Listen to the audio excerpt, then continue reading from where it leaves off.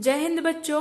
आज हम पढ़ने वाले हैं कक्षा 10 पाठ 4 द्विघात समीकरण की प्रश्नावली 4.1 का प्रश्न क्रमांक 1, जिसमें हमें जांच करनी है कि नीचे दिए गए समीकरण द्विघात समीकरण है अथवा नहीं। तो सबसे पहले तो इस पाठ को पढ़ने के लिए या यह जांच करने के लिए हमें यह पता होना चाहिए कि द्विघात समीकरण आखिर क्या है। तो द्विघात समीकरण ऐसे समीकरण हैं जिनकी उच्चतम घात 2 होती है। मान लीजिए कि कोई समीकरण है ax का वर्ग धन bx धन c बराबर 0। तो यह दिया गया समीकरण क्या है? द्विघात समीकरण है। द्विघात समीकरण है क्योंकि इसकी जो उच्चतम घात है, उच्चतम घात यानी कि सबसे ऊंची वाली घात, जो सब संख्या में सबसे बड़ी घात हो, वो कितनी है? 2 है। यहाँ आप देख पा रहे हैं x के ऊपर कितने की घात लगी है? 2 की। तो इस समीकरण में उच्चतम घात क्या है? 2 है। अर्थात यह दिया गया समीकरण क्या है? द्विघात समीकरण। आप फॉर एग्जाम्पल ले सकते हैं, जैसे कि 2x का वर्ग धन 3x धन 4 बराबर 0। ये किसका उदाहरण है? द्विघात समीकरण का।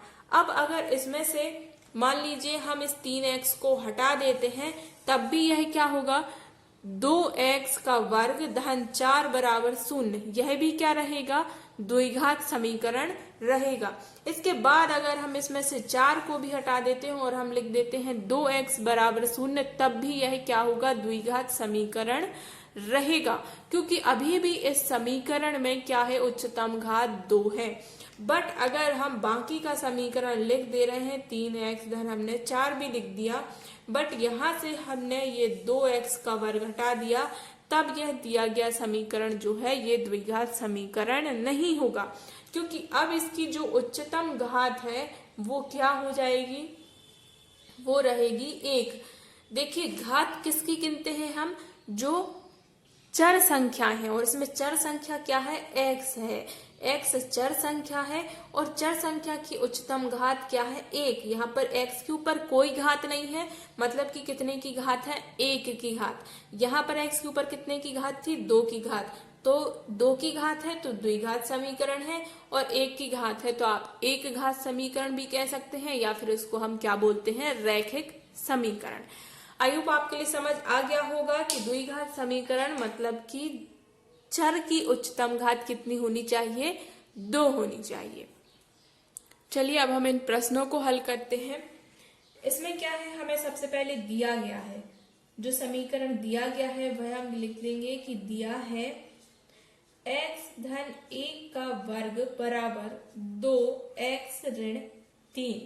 अब इसके लिए हम सरल बनाएंगे, तो यहाँ पर सर्व समीकरण का प्रयोग होगा। x धन 1 का वर्ग यानी कि क्या हो जाएगा? x का वर्ग धन 2ab जैसे होता है, तो ये हो जाएगा 2x धन 1। यहाँ हमने सर्व समीकरण लगा दी है। आई होप आपके लिए आती होगी सर्व समीकरण, बिकॉज आप क्लास 10th के स्टूडेंट हैं। यहाँ पर मैं फिर भी लिख देती हूँ, सर्व समीकरण a धन b का वर्ग बराबर क्या होती है?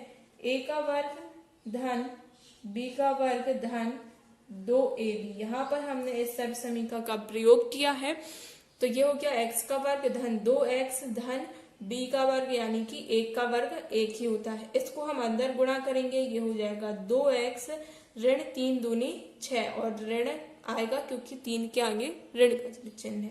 अब यहाँ पर 2x से ये 2x कट जाएगा, बिकॉज बराबर के मतलब दोनों अलग अलग पक्षों में है और समान चिन्ह के होने पर ये आपस में कट जाते हैं। ये हो जाएगा x का वर्ग धन 1, और ये 6 इस तरफ आएगा तो ये हो जाएगा धन का 6 बराबर 0। तो ये हो जाएगा x का वर्ग धन 7 बराबर 0। अब हमें ये सरल रूप में प्राप्त हो गया। अब हम यह देखते हैं,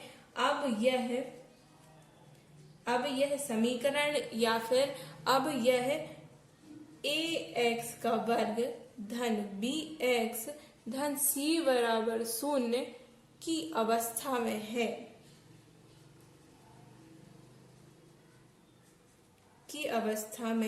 है, जहां पर b का मान क्या है?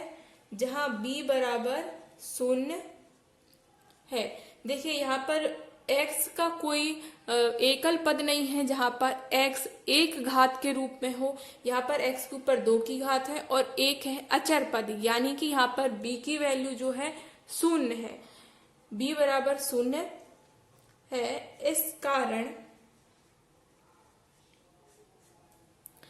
इस कारण दी गई समीकरण क्या होगी? दी गई समीकरण यानी कि x का वर्ग धन 7 जो हमें किससे प्राप्त हुई है? ऊपर दिए गए समीकरण से हमें प्राप्त हुई है। अतः इस कारण दी गई समीकरण द्विघात समीकरण है। द्विघात समीकरण है। हमने यहाँ पर सिद्ध कर दिया। अब हमें एक और समीकरण दिया गया है जो यहाँ पर है। यह हमें दिया गया है x का वर्ग धन 3x धन 1 बराबर x ऋण 2 के ऊपर 2 की घात। तो यहाँ पर हम डायरेक्ट सर्वसमीकरण लगाएंगे। पहले पद को, पहले एक पक्ष को हम जहां का तहां लिखेंगे x का वर्ग धन 3x धन 1 बराबर, यहाँ पर सर्वसमीकरण लग जाएगी वही a ऋण b का वर्ग बराबर a का वर्ग यानी कि x का वर्ग धन b का वर्ग यानी कि 2 का वर्ग कितना हो जाएगा? 2 का वर्ग यहाँ पर हो जाएगा 4 ऋण 2ab यानी कि 4x। यहाँ पर हमने सर्वसमी का प्रयोग की है। a ऋण b का वर्ग बराबर a का वर्ग ऋण b का वर्ग, a का वर्ग धन b का वर्ग ऋण 2ab, ये सब समी का हमने प्रयोग की है। यहाँ पर मान रख दिए। अब यहाँ पर हम देखेंगे इसका x का वर्ग यहाँ पर धन का है, बराबर के दूसरी तरफ x का वर्ग ये भी धन का है, तो ये आपस में एक दूसरे से कट जाएंगे। पक्षांतर करेंगे 4x इस तरफ आएगा तो ये हो जाएगा प्लस का 4x, ये 3x यहाँ पर पहले से है धन का 1 और ये 4 इस तरफ आएगा तो ये हो जाएगा ऋण का 4। तो ये क्या बचा? 7x ऋण 3 बराबर 0। हमें क्या समीकरण प्राप्त हुआ? सरल करने पर 7x ऋण 3 बराबर 0। हम देखते हैं कि इसमें कोई भी x के ऊपर 2 की घात नहीं है। इस समीकरण में उच्चतम घात क्या है? 1 है, क्योंकि x के ऊपर सिर्फ 1 की घात है, 2 की घात कहीं पर भी नहीं है। तो यहां हम लिखेंगे यह है ax का वर्ग धन bx धन c बराबर 0 के रूप में नहीं है, अतः यह द्विघात समीकरण नहीं है।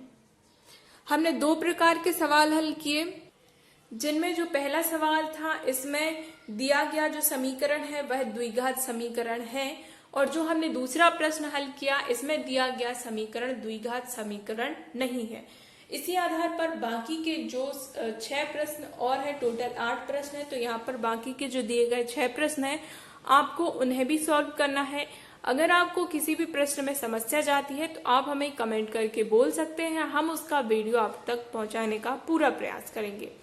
फ्रेंड्स, अगर आप कक्षा 10 के विद्यार्थी हैं और फ्री मैथ्स क्लास पढ़ना चाहते हैं तो इस चैनल को सब्सक्राइब कीजिए, साथ ही साथ ये वीडियो अपने सभी दोस्तों के साथ शेयर जरूर कीजिए।